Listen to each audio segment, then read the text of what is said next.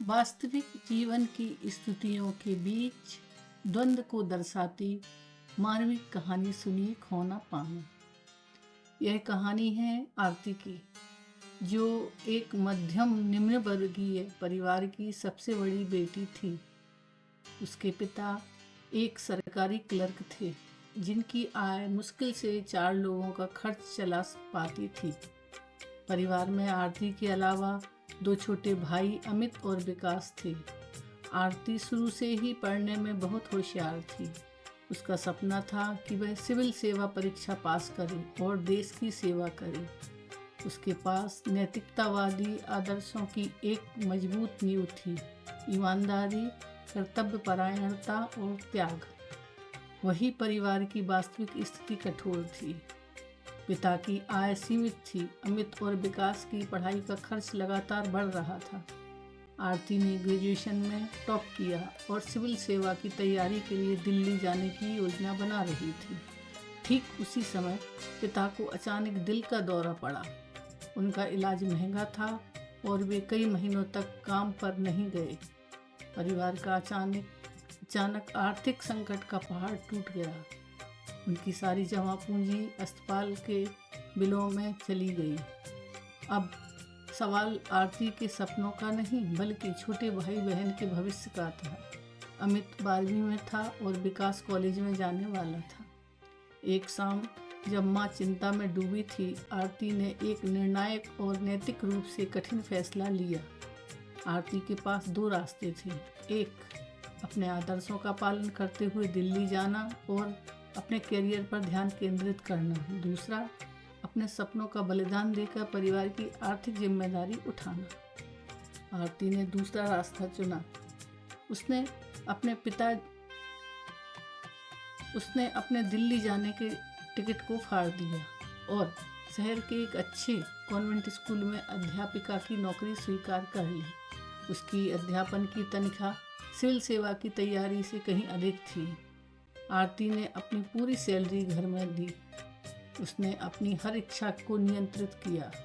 उसे अपनी पसंदीदा किताबें खरीदने का मन होता था, लेकिन उसने उन पैसों से अमित के इंजीनियरिंग कोचिंग की फीस भर दी। उसे अपनी सहेलियों की तरह कभी घूमने जाने का मन करता था, लेकिन उसने उन पैसों से विकास के कॉलेज के लिए लैपटॉप खरीद दिया। आरती जो कमाती थी, इससे उसके परिवार का जीवन चलता था। राशन आता था, बिल चुकाए जाते थे और भाइयों की पढ़ाई निर्बाध चलती थी। इससे उसके भाइयों का जीवन बन रहा था। उसके त्याग ने अमित को इंजीनियर बनने का मौका दिया और विकास को पत्रकारिता में करियर बनाने का। आरती का व्यक्तिगत जीवन नीरस और बलिदानों से भरा था।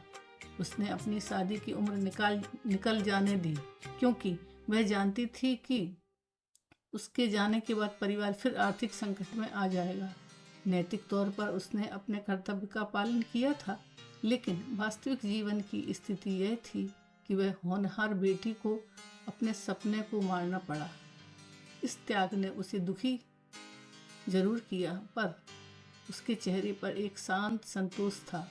कुछ सालों बाद कहानी बदल गई। अमित अब एक बड़ी IT कंपनी में ऊंचे पद पर था और विकास एक प्रतिष्ठित पत्रकार बन चुका था। दोनों भाइयों ने सबसे पहले अपनी माँ और अपने पिता के लिए बेहतर घर खरीदा। एक शाम आरती अपने नए घर की बालकनी में बैठी थी। उसके बाल थोड़े पक गए थे और वह अब भी अकेली थी। अमित और विकास उसके पास आए।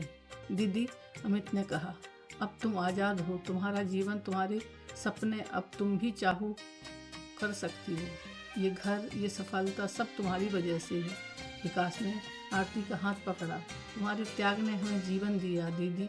हम जो कुछ भी कमा रहे हैं, उससे हम सब अपना जीवन चला रहे हैं, लेकिन हमारा जीवन तो उस बलिदान से बना जो तुमने हमें दिया। आरती की आंखें भर आईं। उस समय उससे अपने छोड़े हुए सपनों का दुख नहीं हुआ। उसे एहसास हुआ कि उसकी सबसे बड़ी कमाई उसके भाइयों की सफलता और उनके चेहरे पर आज की खुशी है। आरती ने मुस्कुराते हुए उन्हें गले लगाया।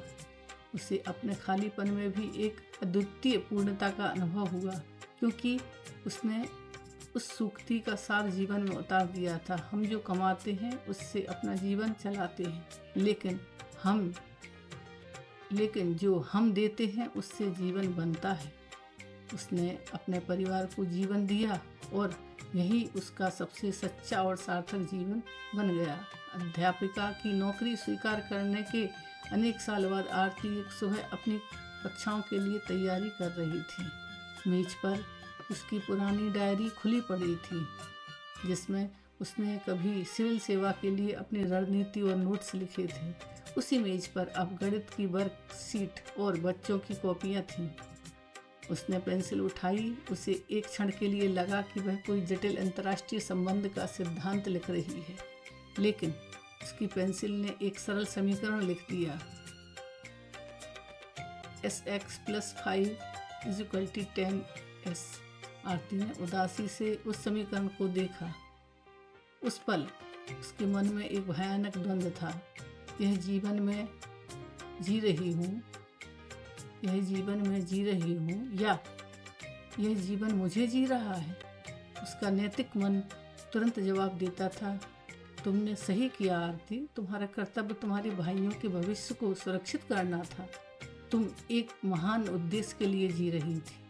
लेकिन कभी कभी उसका मन चुपचाप रोता था, पर मेरा जीवन कहाँ गया? मेरी पहचान, मेरे सपने। मैं अब आरती नहीं हूँ, बल्कि अमित और विकास के सपनों को पूरा करने का एक साधन मात्र हूँ। मैं खुद को चलाने के लिए काम करती हूँ, पर मैं खुद का जीवन नहीं बना पा रही हूँ।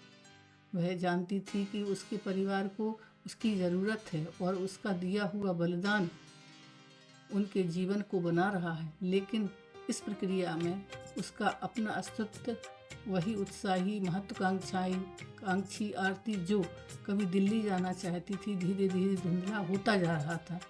यह एक मार्मिक एहसास था कि उसने दूसरों को प्रकाश दिया, लेकिन खुद को मोमबत्ती बुझा दी। Thank you.